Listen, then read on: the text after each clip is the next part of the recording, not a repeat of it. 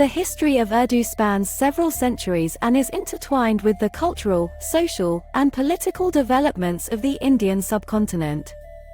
Urdu, with its origins in the region now known as Uttar Pradesh in India and parts of present-day Pakistan, has evolved over time, assimilating various linguistic influences and reflecting the rich cultural heritage of the region. The earliest roots of Urdu can be traced back to the 13th century when it emerged as a language called Hindi or Hindavi. It developed as a form of communication among soldiers, traders, and administrators of the Delhi Sultanate, which ruled large parts of northern India. Hindi was a hybrid language, blending elements of the local dialects, Persian, and Arabic. During the Mughal Empire in the 16th century, Persian, the language of the court, exerted a significant influence on Hindi. This led to the emergence of a new language known as rekhta, meaning mixed or scattered. Rekhta became the language of literature, poetry, and administration during the Mughal era. In the 18th century, with the decline of the Mughal Empire and the emergence of regional powers, Urdu began to take shape as a distinct language. The cultural and linguistic fusion of Persian, Arabic, and local languages, including Braj Bhasha and Awadhi, laid the foundation for the development of modern Urdu. Urdu gained prominence during the British colonial rule in the Indian subcontinent. With the British East India Company's establishment of administrative centres in cities like Calcutta, Madras, and Bombay, Urdu spread beyond its original stronghold in the north. It became the lingua franca of diverse communities, including Muslims, Hindus, and Sikhs, and found usage in education, literature, and journalism. The 19th century marked a significant phase in Urdu's development.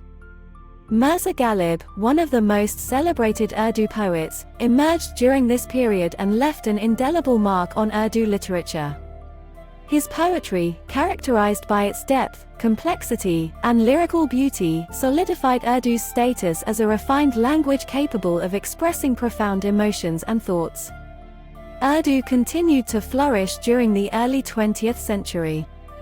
Notable poets like Allama Iqbal, Faiz Ahmed Faiz, and Josh Malihabadi enriched Urdu literature with their revolutionary and socially conscious works.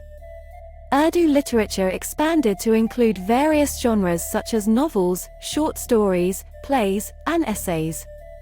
The partition of India in 1947 resulted in the creation of Pakistan as a separate homeland for Muslims. Urdu was adopted as the national language of Pakistan, cementing its status as an integral part of the country's identity. Efforts were made to standardize Urdu, and it became a medium of instruction in schools, universities, and official communication.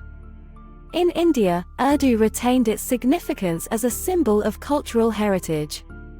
Urdu is one of the 22 recognized languages in the Indian constitution, but it faced challenges due to various factors. Today, Urdu is spoken by millions of people around the world. It is the official language of Pakistan and one of the officially recognized languages in India.